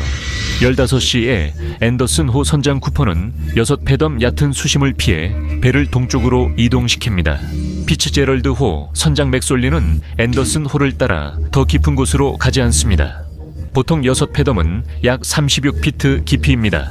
앤더슨 호의 만재 흘수는 약 26피트로 이는 용골이 수면 아래로 잠긴 깊이를 의미합니다. 피츠제럴드 호의 적재시 흘수는 25피트로 악천 후에는 얕은 모래톱을 피하는 것이 좋습니다. 피츠제럴드 호가 모래톱에 부딪히면 선체가 손상될 수 있습니다. 무거운 적재와 악천후가 겹치면 선박이 산산조각 날 수도 있습니다. 15시 30분 피츠제럴드 호의 맥솔리 선장은 앤더슨 호의 무전을 보내 가판의 난간과 몇 개의 통풍구 덮개를 잃었고 물이 들어오고 있다고 말합니다. 이것은 에드먼드 피츠제럴드 호 침몰에 대한 네 번째 이론인 듯합니다. 맥솔리 선장은 속도를 줄여 앤더슨 호를 기다리겠다고 하고 쿠퍼 선장은 펌프가 가동 중인지 묻자 맥솔리 선장은 두 펌프 모두 작동 중이라고 답합니다. 앤더슨 호는 피츠제럴드 호보다 17헬이 뒤쳐져 있으며 두 선박 모두 화이트피시만 안전지대까지 약 5시간 남았습니다. 15시 30분 16시 20분 사이 쿠퍼 선장은 피츠제럴드 호가 6패덤 암초에 더 가까이 접근해 결국 그 위를 통과하는 모습을 레이더로 봅니다. 6패덤 암초는 현지 선장들은 알지만 해대는 수심 기록이 부족합니다. 당시 캐나다와 미국 해대는 실제로 차이가 있었습니다. 피츠제럴드 호가 암초에 선체를 긁혔을 가능성이 있고 거친 날씨 속에서 동시에 파도가 배를 강타해 암초와의 접촉을 감췄을 수도 있습니다. 이것이 에드먼드 피츠제럴드 호 침몰 관련 5번째 이론입니다. 16시 20분 마지막 연락이 있은 지 1시간도 채 되지 않아 앤더슨 호는 피츠제럴드 호로부터 또 다른 전화를 받습니다. 캡틴 맥솔리 선장은 레이더 2대가 모두 고장나 피 안 보인 채 운항 중이라고 말합니다. 그는 쿠퍼 선장에게 앤더슨 호 레이더로 향해 지원을 요청합니다. 캡틴 맥솔리 선장은 앤더슨 호가 좌초되었거나 모래톱을 긁었다는 언급 없이 모래톱을 지난 뒤에도 계속 배를 깊은 곳으로 항해시킵니다. 피츠제럴드 호 침몰 후 조사에서 많은 엔지니어와 전문가들이 인터뷰를 받았습니다. 모든 전문가 증인은 피츠제럴드 호가 모래톱에 닿았다면 곧 침몰했을 것이라고 했습니다. 당시 어떤 전문가도 그 배가 그렇게 멀리까지 계속 항해할 수 있었을 거라고 생각하지 않았습니다. 저는 모래톱을 지나던 배에 탔을 때 바닥에 살짝 닿은 경험이 있습니다. 규모가 다르다는 건 알지만 저희가 바닥에 닿았을 때 충격이 느껴졌고 접촉하면서 분명히 추진력이 떨어지는 게 느껴졌습니다. 맥소울리 선장처럼 경험 많은 선장은 모래톱에 닿으면 바로 알아차리고 보고했을 겁니다. 여러 포럼에서 다이버들이 모래톱에서 빨간 페인트를 발견했다는 얘기가 나옵니다. 하지만 아무리 원본 인용문을 찾아봐도 포럼에 댓글만 있을 뿐 그 주장에 대한 원래 기사는 찾을 수 없었습니다. 모래톱에서 좌초의 증거를 찾지 못한 공식 수색에 관한 기사들은 찾을 수 있었습니다. 16시 30분쯤 어두워지기 시작했고 눈 때문에 시야가 거의 0이었습니다. 북쪽에서 초속 58노트의 바람이 불었습니다. 17시에 앤더슨 호 쿠퍼 선장은 무전으로 자신들이 에드먼드 피츠제럴드 호의 15해리 뒤에 있으며 이 해리를 좁히는 데 1시간 반이 걸렸다고 알렸습니다. 그들은 레이더로 항해를 돕고 천천히 거리를 좁히고 있습니다. 17시 20분 맥솔리 선장은 미시간 그랜드 마리아 해안 경비대에 전화해 화이트피시 포인트 등대 신호로 위치를 확인하려 합니다. 하지만 그는 레이더 없이 신호를 못 잡고 시야도 나빠서 이것이 거의 유일한 항해 방법입니다.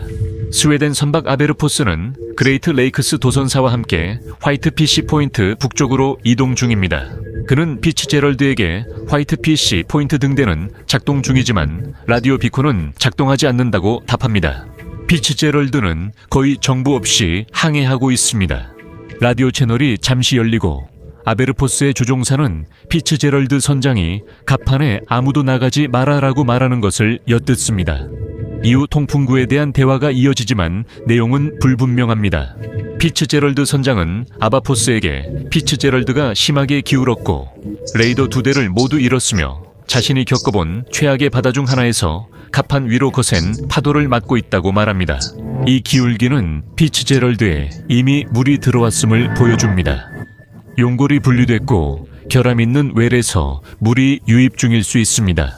아마도 갑판 해치가 제대로 잠기지 않았고 물이 화물 해치로 들어가고 있을 수 있습니다. 이 화물 해치는 안전 기준보다 더 많은 짐을 싣고 있을 가능성도 있습니다. 이런 상황에서는 손상된 통풍구 덮개로 인해 충분한 양의 물이 들어와서 배가 기울었을 수 있습니다. 혹은 피츠제럴드 호가 좌초의 선체에 구멍이나 물이 들어왔을 수도 있습니다. 이제 에드먼드 피츠제럴드 호 침몰 6번째 이론에 도달했습니다. 파도가 점점 거세지며 25피트 높이로 앤더슨 호와 피츠제럴드 호의 갑판을 덮치고 있습니다. 에드먼드 피츠제럴드 호와 아서 앤더슨 호 인근에서 세 잠의 현상이 목격됐습니다. 평소보다 훨씬 큰 최소 2개, 어쩌면 3개의 이상 파도가 두 선박을 강타합니다. 앤더슨 호이 쿠퍼 선장은 19시에 약 35피트 높이의 두 파도를 기록합니다. 그는 선박 일지에 파도로 갑판 장비가 손상됐다고 기록합니다. 첫 번째 파도가 피츠제럴드 호 갑판을 물로 범람시켰을 수 있습니다. 두 번째 파도 전까지 배수가 완료되지 않으면 그 물이 선수 부분을 더 밀어 넣을 수 있습니다. 또는 피츠제럴드 호가 높이 떠서 한두 개의 파도를 걸치고 선체 중앙이 휘어지면서 배가 두 동강 나 빠르게 침몰했을 가능성도 있습니다.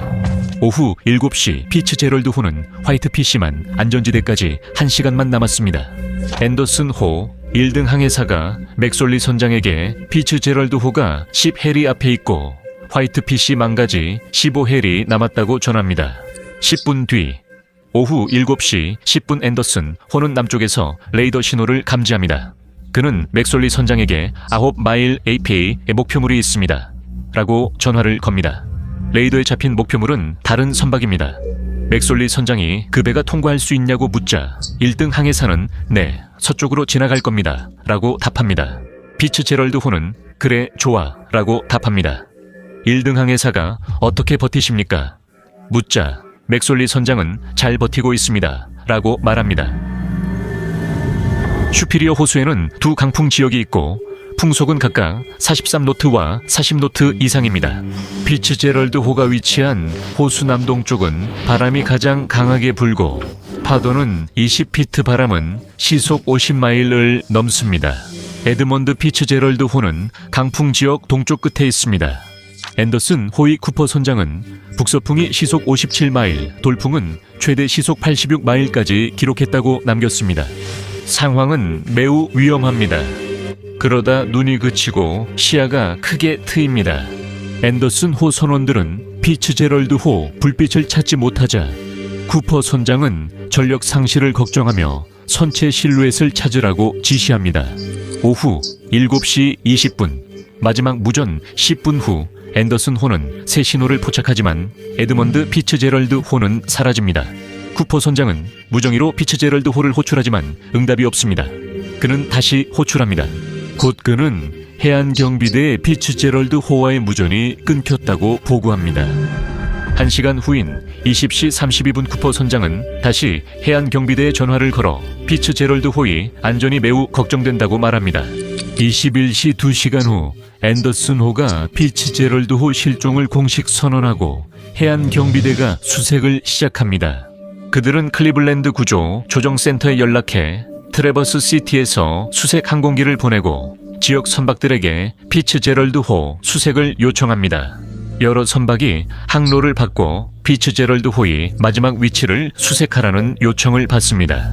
하지만 선박과 승무원의 안전이 최우선이라 거절합니다. 해안경비대는 강풍과 거친 파도로 즉시 수색 및 구조선을 파견하지 않습니다. 그들은 앤더슨 호 쿠퍼 선장에게 방향을 바꿔 수색해달라고 요청하지만 쿠퍼 선장은 망설입니다. 그는 피츠제럴드 호가 폭풍에 침몰했을까 걱정합니다. 선원들은 방금 살아남았습니다. 몇 번의 설득 끝에 그는 마지못해 동의하고 앤더슨 호를 돌려 폭풍 속으로 다시 들어가 피츠제럴드 호를 찾으러 갑니다. 밤이 지나 8시에 아침이 됩니다. 다음날 아침 앤더슨 호는 구명보트의 일부를 발견하고 이어서 또 다른 항공기와 구조선들이 넓은 지역을 수색하기 위해 합류합니다. 하지만 29명의 승무원 중 누구도 살아있거나 사망한 채로 발견되지 않습니다. 구조팀은 구명조끼 조각, 노, 구명보트, 산소통, 밧줄만 발견했고 개인 소지품이나 시신은 발견하지 못합니다. 구명보트의 손상 상태를 보면 그것들이 배에서 억지로 뜯겨나간 것을 알 수 있습니다. 구명보트가 정상적으로 내려진 것이 아니었습니다. 며칠 후인 11월 14일 측면 스캔 소나가 슈피리어 호수 바닥에서 2개의 큰 물체를 식별합니다. 여러 번 스캔을 해보지만 그것이 피츠제럴드 호인지 확인할 수 없습니다. 다음 해 5월의 수색은 중단됩니다. 해군은 수중 카메라가 달린 커브삼 원격 조종 무인 잠수정을 투입합니다. 그들은 시각적으로 침몰한 선박이 에드먼드 피츠제럴드 호임을 확인합니다. 선박은 530피트 깊이에 가라앉아 두 부분으로 쪼개져 있고 그 사이에 많은 잔해가 흩어져 있습니다. 그들은 시신을 못 찾습니다. 커브3 조사 결과 미국 국가교통안전위원회는 다음과 같이 밝혔습니다. 여러 해치 커버에서 손상, 부품 누락, 외부 압력에 의한 균열 흔적이 발견됐습니다. 이것은 파도의 영향으로 해치가 함몰됐을 수 있음을 보여줍니다. 1994년에야 선체 선수 근처에서 승무원의 시신이 발견되었습니다. 안타깝게도 시신은 신원 확인이 불가능했습니다. 이런 사고가 발생하면 각 집단은 서로에게 책임을 전가하려고 합니다. 보험회사는 배의 소유주에게 책임을 돌리고 싶어 합니다. 그래야 자신들이 지급해야 하는 금액을 줄일 수 있기 때문입니다. 선박 소유주들은 보험회사가 전액을 지급하도록 하기 위해 부실한 정비나 과적을 승인한 것에 대한 책임을 피하고 싶어 합니다. 선원들의 가족들은 갑판 해치를 제대로 잠그지 않은 것과 같은 일로 사랑하는 이들이 책임을 지는 모습을 보고 싶어 하지 않습니다. 또한 해안경비대는 즉시 선박을 보내지 않은 점이나 정비 중 더 철저한 용접을 요구할 기회를 놓친 것에 대해 비난받기 원치 않습니다. 하지만 한 가지는 확실합니다.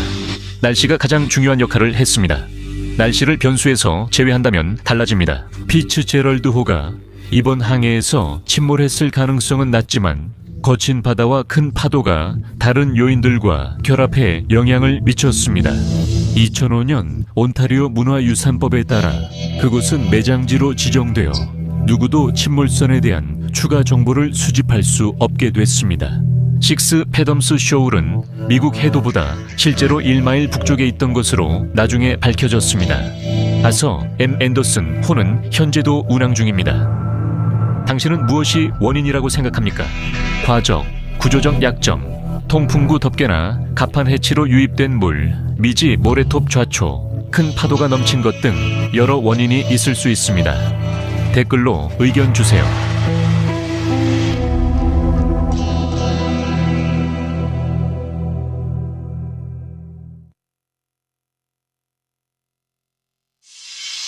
(1968년) 대서양에서 비밀 임무를 마친 미국 잠수함 스콜피온은 지휘센터에 보고한 뒤 귀향 항로를 설정합니다.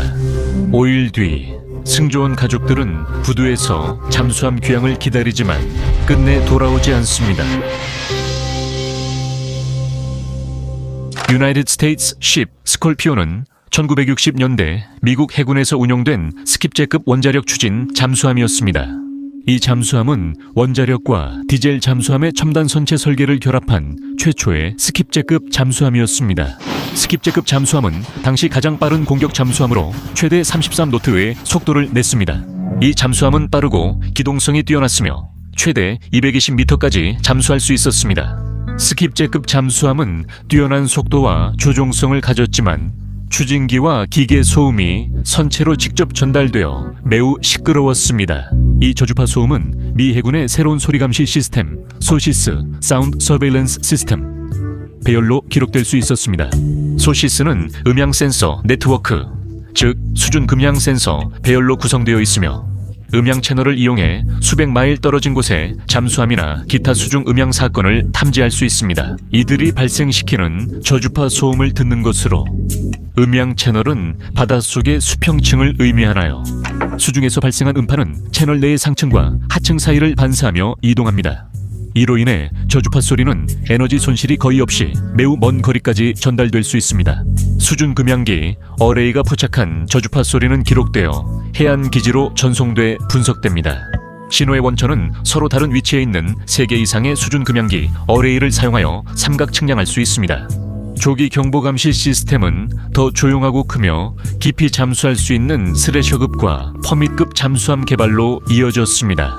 이 잠수함급은 소음 차단 등 은밀성 강화를 위한 여러 개선이 적용되었습니다. 스킵제급 잠수함은 첨단 소음 저감 기능으로 개조나 업그레이드가 불가능했습니다.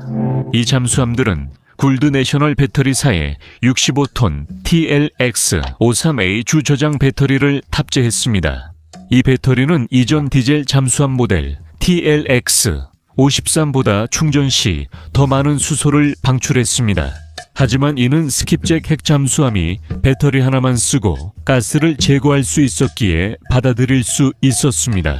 그레이백급과 같은 디젤 잠수함은 TLX-53 배터리 대 4개를 사용했습니다. 스킵자에게서 또 다른 혁신은 컨닝타워 조종실과 공격센터를 하나의 공간에 결합한 것이었습니다. 작전 구역에서 기능 결합으로 버튼 하나로 벨러스트를 제어할 수 있게 됐습니다. 버튼식 전기 시스템은 조종실에서 밸브를 유압으로 작동시켰습니다. 전체적인 배치는 전투작전 중에 무기와 함선 제어 시스템의 조정을 더 쉽게 만들어 주었습니다. 무기 측면에서 스킵제급 잠수함은 150kg 탄두와 자동으로 표적을 추적하는 호밍 소나가 장착된 마크 37 어로에를 탑재했습니다.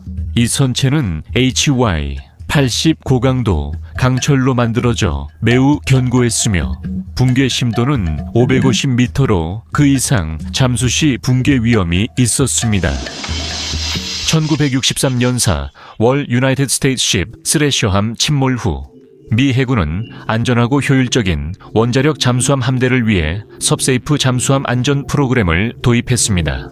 이 프로그램에 따라 스콜피온함은 1963년 6월 정비기간 중 두 가지 새로운 안전 시스템을 도입할 예정이었습니다. 첫 번째는 비상해수, 차단 밸브와 비상 블로우 시스템입니다. 그러나 이는 1967년 다음 정비 때까지 미뤄졌습니다. 냉전이 시작되고 베트남 전쟁이 계속되면서 군의 자원은 한계까지 동원되어 상황을 더욱 복잡하게 만들었습니다. 해군 해양시스템 사령부 연구에 따르면 잠수함은 전체 시간의 40%를 드라이 도크에서 60%만 임무에 투입됐습니다. 해군 지휘부는 핵 잠수함 프로그램이 비효율적으로 보이면 정치인들이 지지하지 않을까 우려했습니다. 이에 해군은 실험적 계획 정비나 가용성 축소 정비 개념을 도입했습니다. 잠수함 함대에서 이 프로그램의 목적은 수리 비용 절감과 잠수함 복무 시간 연장이었습니다. 스콜피온은 이 프로그램에 포함된 잠수함이었으며 1967년 2월 1일 가용성 축소 정비를 시작했습니다. 스콜피온은 미 해군 역사상 가장 저렴하게 정비된 뒤 10월 6일 드라이 도크를 떠났습니다. 8개월간의 정비 기간 동안 스콜피온에 사용된 320만 달러 중 230만 달러는 연료 보충과 원자로 개조에 사용되었습니다. 이것은 표준 잠수함 정비보다 4% 저렴하며 표준 정비는 약 2년과 2천만 달러 이상이 들었습니다. 스콜피온에는 쓰레기 처리 장치에 새로운 잠금 장치, 두 가지 안전 시스템 업그레이드, 그리고 선미와 세일 평면의 유압 장치 수리를 포함해 109건의 미완성 작업 지시가 있었습니다. 1968년 3월 23일 슬래터리 함장은 긴급 수리 요청서를 작성했습니다. 그는 선체 상태가 좋지 않고 내부에 317개의 결함과 밸브 누수가 있다고 언급했습니다. 이로 인해 스콜피온의 운용 심도는 91m로 제한되었으며 이는 새로운 잠수함 안전 규정보다 61m 얕았습니다.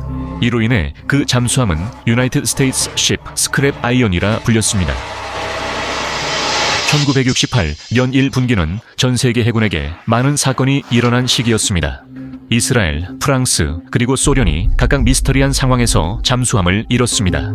가장 최근에는 소련의 탄도미사일 잠수함 K-리구가 태평양에서 사라졌습니다. 이때는 냉전이 한창이었고 미국은 적국에 대한 정보를 수집하려고 노력하고 있었습니다. 유나이티드 스테이츠 십 푸에블로는 한반도 영해 근처에서 북한 해군에 의해 납포됩니다.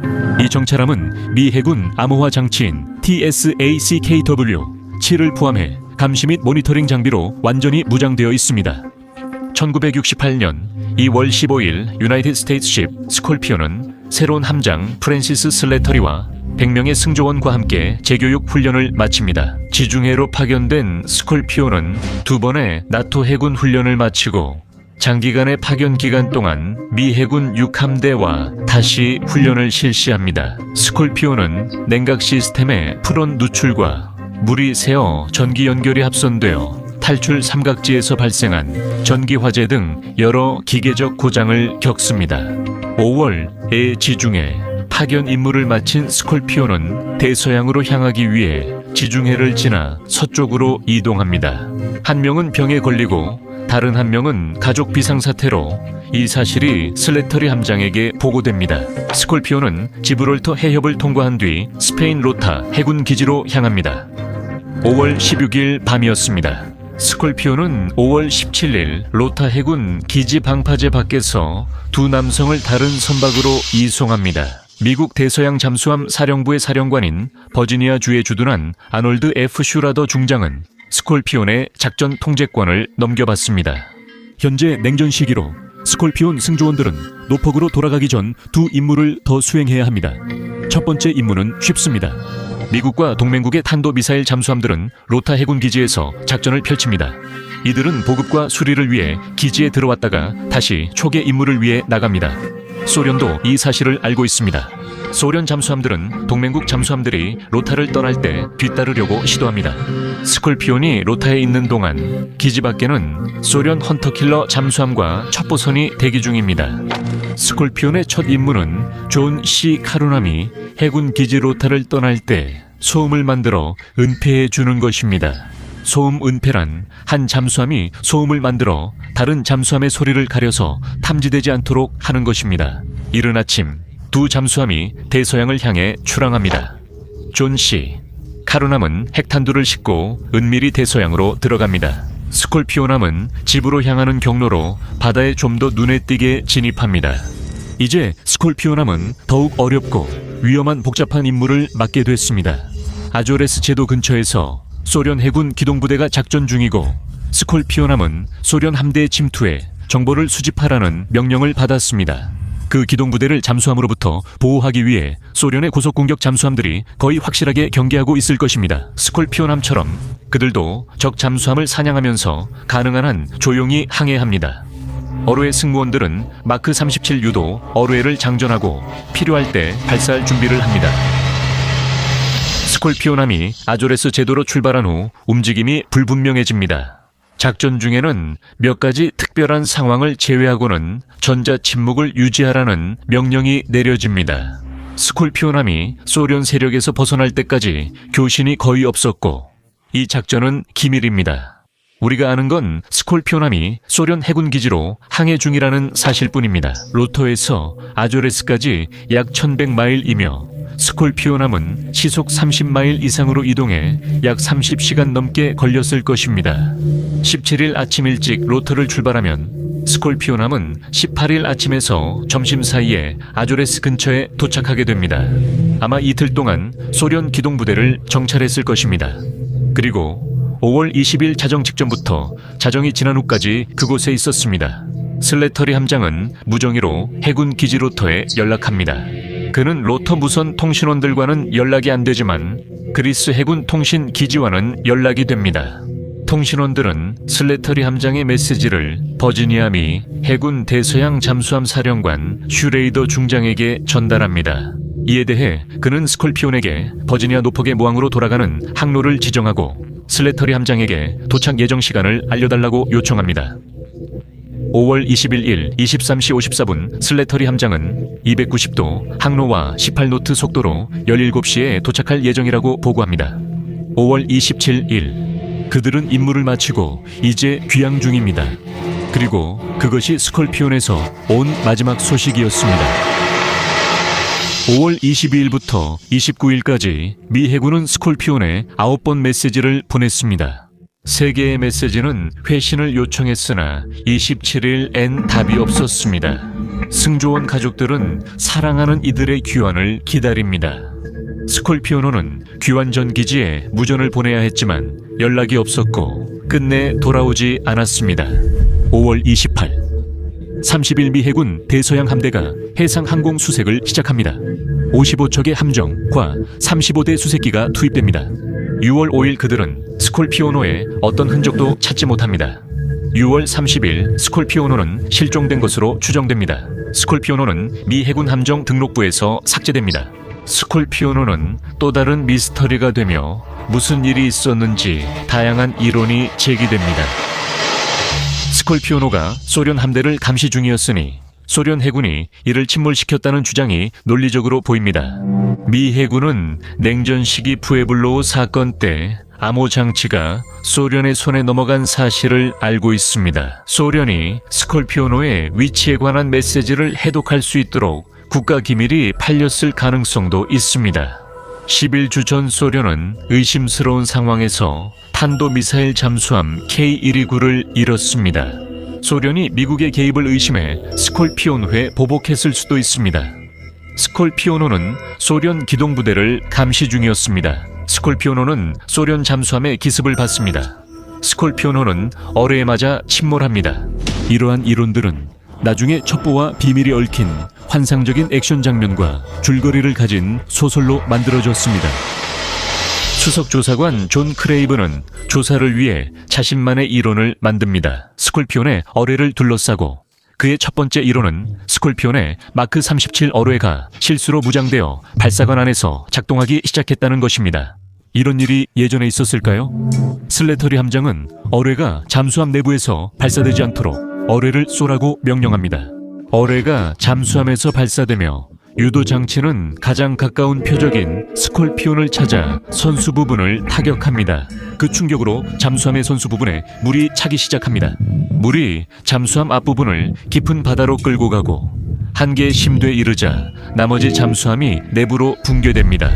크레이븐의 두 번째 조사 이론은 마크 37 어로의 내부의 배터리가 파손되어 과열되고 그 열로 인해 어뢰가 폭발한다는 것입니다. 어뢰가 선수 내부에서 폭발하면서 앞 해치가 날아갑니다. 이로 인해 어뢰실이 침수되고 스콜피온은 한계 심도로 끌려 내려갑니다. 스콜피온이 사라진 지 몇 달 후 해군은 5월 22일 스콜피온 파괴 소리가 담긴 소시스 녹음을 공개합니다. 18시 37분 카나리아 제도 라팔마 섬의 수중 청음기 배열이 0.5초 강역으로 두 번의 짧고 날카로운 신호를 기록합니다. 신호의 강도는 각각 9kg의 트리니트로톨루엔에 해당하는 두 번의 폭발과 일치합니다.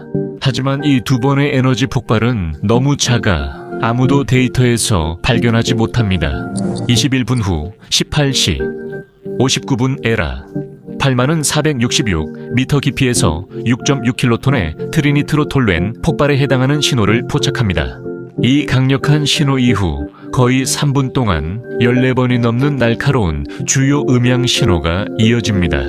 이 강한 음향 신호는 뉴펀들랜드 앞바다 그랜드 뱅크스의 두 소시스 수중 음향기 배열에서도 포착됩니다. 처음 두 번의 작은 폭발은 아직 감지되지 않지만 더 큰 음향 신호들은 대규모 뇌파로 해석되고 이어서 여러 번의 더 작은 뇌파가 발생한 것으로 여겨집니다. 소시스 녹음에 없는 것은 해당 지역의 다른 잠수함 소리로 이는 소련과 무관함을 시사합니다. 마크 37 어로웨에는 150kg의 폭약이 있지만 소시스 녹음에 폭발음이 없어 어뢰 관련 이론의 신빙성은 낮아 보입니다. 쓰레기 처리 장치에 관한 또 다른 이론은 스콜피온이 오수와 쓰레기를 배출하기 위해 잔망경 깊이로 상승했다는 것입니다. 쓰레기 처리 장치에 잠금 장치가 오작동하여 물이 들어오고 그로 인해 함정이 침수됩니다. 이것은 수리되었어야 했지만 정비 일정이 축소되면서 누락된 작업 지시서 중 하나였습니다. 비상 해수 셔틀 밸브가 설치되지 않은 안전 장치 부재로 함정이 침몰하게 됩니다. 해군은 소시스의 녹음 기록으로 스콜피온 위치를 찾는데 이는 유나이티드 스테이트 십 스레셔를 찾은 방식과 비슷합니다. 여러 소시스 COSS 관측소에서 음향 신호를 수집해 스콜피온 위치를 삼각 측량합니다. 해군은 스콜피온을 찾기 위해 10-12 해리 구역을 철저히 수색합니다. 그들은 가시성이 낮은 3,000m 해저를 탐색하기 위해 폭 9m 구역을 촬영하는 카메라를 사용합니다. 1968년 10월 말 해군의 해양연구선 미저 더 마이저는 아조레스 남서쪽 약 400해리 떨어진 고대 해저 화산 분화구 안에서 에스콜피온을 발견합니다. 기관실이 있는 선미 부분이 붕괴되어 원자로 구역 쪽으로 빨려 들어갔습니다. 프로펠러가 여전히 달려있는 주축은 선미 부분과 분리되어 난파선 잔해지대에 놓여 있습니다. 작전 구역이 위치한 중간 부분은 완전히 분해되었습니다. 어뢰실이 위치한 선수 부분은 엄청난 수압으로 인해 변형되었습니다. 3,384m 깊이의 해저 잠수함은 진흙투성이 해저 바닥에서 산산조각이 났습니다. 잠수함의 세일 도시대은 잘려 나갔습니다. 선수 부분은 진흙 속에 똑바로 박혀 깊이 파묻혀 있습니다. 선미는 우연 쪽으로 누워 있습니다. 잠수정 트리스 2호가 스콜피온 잔해를 기록하자 조사관들은 소시스 데이터를 실제와 비교하기 시작합니다. 트리스 2호는 스콜피온 잔해도 일부 회수합니다. 잠수정의 승무원들은 로봇 팔을 이용해 작전 구역에 주 배터리 잔해가 많이 있다는 것을 발견하고 로봇 팔로 주 배터리 덮개의 일부를 회수합니다. 이후 선수와 선미 중간에서 원자력 승무원 작업복을 입은 시신을 발견합니다.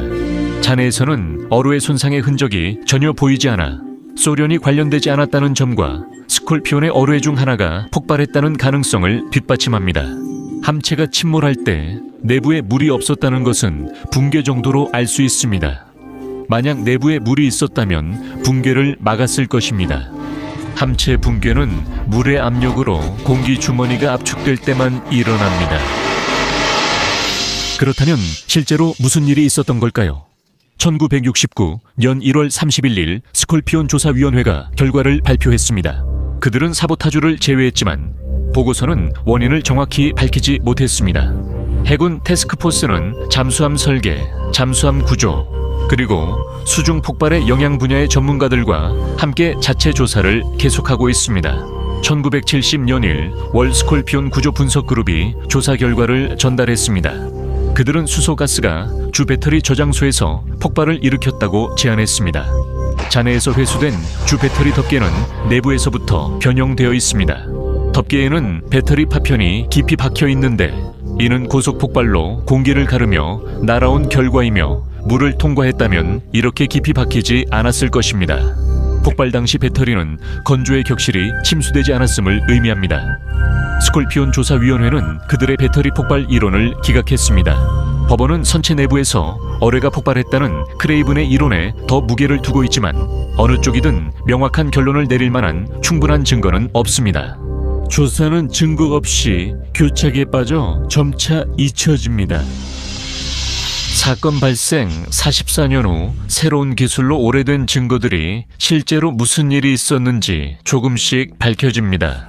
2011년 해군 정보국의 수석 음향 분석가 브루스 룰은 구조 분석 태스크포스의 증거를 사용해 기술 보고서를 발표합니다. 그리고 소시스에서 3분간 녹음된 음향 신호 테이프가 있습니다.